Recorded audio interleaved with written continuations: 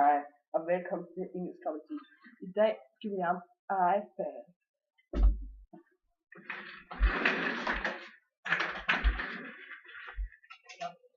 Først så starter vi med, når vi bare sætter normalt på. Hvis nu vi siger, at personer og dyr, som regel, så sætter man apostrof S på, for at fortælle, det er drengen, the boys bike, for eksempel. Men hvis nu ordet allerede ender på S, for eksempel, hvis nu vi siger, det er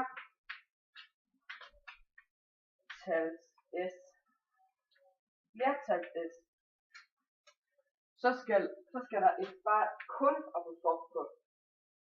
Og det gælder også for eksempel cats og dogs.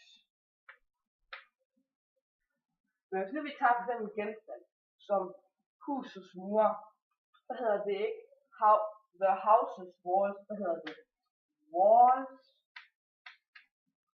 of the house. Walls of the house. Det er nogle rigtig simple regler, hvis altså bare sådan man kan forstå dem. Vi kan hjem.